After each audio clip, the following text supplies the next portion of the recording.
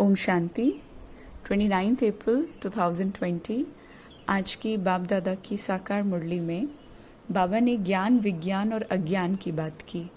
ज्ञान मतलब knowledge. Knowledge किस चीज़ का? ये जो सृष्टि चक्र फिरता है 5000 ईयर्स का, इसमें आत्मा, हम बाबा के जो कुलभूषण बच्चे हैं, वो कौन कौन से डिफरेंट रोल्स प्ले करती हैं और ड्रामा कितना एक्यूरेट बना हुआ है कि इसका एक भी सेकंड रिपीट नहीं हो सकता। सतयुग, त्रेता युग, द्वापर युग, कल युग, ये सब अपने टाइम पर आते रहेंगे। ड्रामा में आपका क्या पार्ट है वो डिसाइडेड है, लेकिन पार्ट कैसे प्ले करना है वो फिर फ्री विल वाली बात है। तो इस चीज़ की समझ होना ये ज्ञान है। और विज्ञान बाबा ने कहा योग को। अच्छा, तो विज्ञान की जो वैसे व्याख्या होती है वो होती है जो भौतिक जगत और प्रकृति के नियमों का अध्ययन या ज्ञान है, उसको विज्ञान कहा जाता है। Definition of science is the study of and knowledge about the physical world and the natural laws.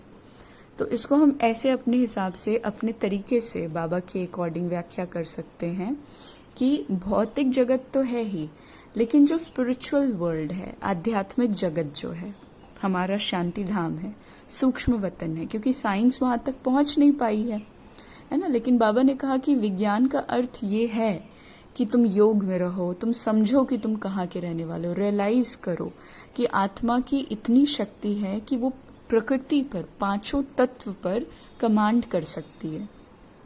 इस चीज को फील करना, रियलाइज करना, बाबा की याद में वो पांचों तत्वों पर कमांड कर सकती है। इस चीज की समझ हो जाना, ये विज्ञान है। और अज्ञान तो वही पाथ ऑफ इग्नोरेंस, जिसमें हर चीज को पूरी तरीके से इग्नोर करके जो फॉल्स बिलीफ सिस्टम्स भक्ति मार्ग में चलाया, उसी को इम्प्लीमेंट किया। आज बाबा ने ये कहा कि बाबा के बच्चों को कभी भी हे ईश्वर, हे प्रभु, ओ नो, ये क्या हो गया, ओ माय गॉड, बाबा ने कहा इस तरीके की चीजें नहीं करनी है। ये भक्ति मार्ग का संस्कार है। तुम्हें नथिंग न्यू का फुल स्टॉप लगाना है। ड्रामा एक्यूरेट है इस दृष्टि से, एक आंख में बाबा तो दूसरे आंख में ड्रामा। ड्रामा का फुल स्टॉप लगना चाहिए, ना कि ओ माय गॉड ये क्या हो गया का क्वेश्चन मार्क, है ना। बाबा ने कहा ये क्वेश्चन मार्क तुम्हें नहीं लगाना कि ओ माय गॉड ये क्या हो गया मेरे साथ, है ना। हे प्रभु, हे ईश्वर, हे भगवान, ये बाबा ने कहा इस तरीके के स्टेटमेंट्स नॉलेज में आने के बाद, या हे शिव बाबा और रॉयल रूप, हे शिव बाबा, बाबा ने कहा हे शिव बाबा भी नहीं करना। ये भक्ति मार्ग का संस्कार है जिसको अब तुम्हारे को चेंज करना है। बाबा ने ज्ञान से होती है सदगति और भक्ति से होती है दुर्गति, इस चीज के ऊपर बात की। तो हमें इतना चीज क्लैरिफाई अपने दिमाग में, इतनी चीज बिल्कुल क्लियर रखनी है अपनी बुद्धि में कि भक्ति का फल ज्ञान है। तो हमने जो भक्ति की उसका जब टाइम पीरियड ओवर हो गया, जब तक हमने वो चीज करनी थी हमने कर लिया, और जब उसका टाइम पीरियड ओवर हो गया तब ज्ञान का टाइम पीरियड शुरू हो गया। तो अब जबकि हमें ये चीज समझ आ गई है कि डिवोशन से, भक्ति से कोई प्राप्ति एज सच नहीं है, क्योंकि आंखों पर पट्टी बांधने वाली चीज का दूसरा नाम भक्ति है, पर ईश्वर ने भावना देखते हुए, शिव बाबा ने ड्रामा अनुसार उसका फल हमें ये श्रेष्ठ ज्ञान दिया। तो अब ये हमारी ड्यूटी बनती कि जिनका अभी तक भक्ति का टाइम पीरियड खत्म नहीं हुआ है, उन तक इन चीजों को पहुंचा करके उनका टाइम पीरियड ओवर करवाना। ये समझाना कि भक्ति मार्ग में हमारा बॉडी, मतलब हमारा हेल्थ, हमारा वेल्थ, हमारा टाइम सिर्फ हमने कुछ ढूंढने के प्रयास में वेस्ट कर दिया, और अब जबकि वो मिल गया है तो अब ढूंढने में टाइम वेस्ट नहीं करना है। और बाबा ने ये भी बताया कि जैसे शिव बाबा का काम है पतित से पावन बनाना, वो मत देते हैं पतित से पावन बनने की, लेकिन जिस्मानी जितने भी सजेशंस लेने हैं, धंधा धोरी से रिलेटेड, बिजनेस से related, day to day activity से रिलेटेड, तो उसकी जिम्मेदारी बाबा ने ब्रह्मा बाबा को दी हुई थी। मतलब बाबा ये चीज समझाना इनडायरेक्टली हमको चाह रहा है कि Shiv Baba is here to give us power. Baba आपको मर्सिडीज या आपको घर या आपको बहुत अच्छे मार्क्स, एक्सीलेंट स्कोर्स नहीं दे सकता है, लेकिन वो आपको इतनी स्ट्रेंथ प्रोवाइड कर देगा, इतनी ज्यादा स्ट्रेंथ, जैसे कंसंट्रेशन से आप पढ़ने बैठे, फुल कंसंट्रेशन से।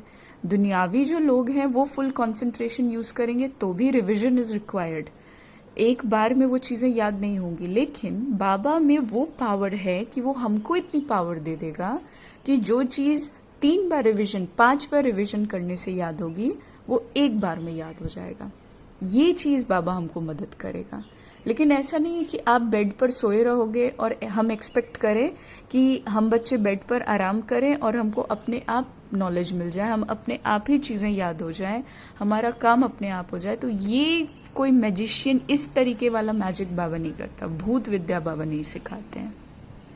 बाबा ने ये भी समझाया कि जैसे कृष्ण है तो वो जरूर किसी राजा के यहाँ जन्म लेंगे और उनका वही जो इनहेरिटेंस होगा, जो उनके पिता से प्राप्त होगा, वो आगे वो कंटिन्यू करेंगे सत्युग के एस्टैब्लिशमेंट में। बेसिकली लेंगे तो वो राजा ही घर में ही जन्म ना, कैसे क्या होगा ये सारी चीजें तो विटनेस करेंगे ही, लेकिन फिलहाल अपने ऊपर काम करना है, अपने को सतोप्रधान और पावन बनाना है।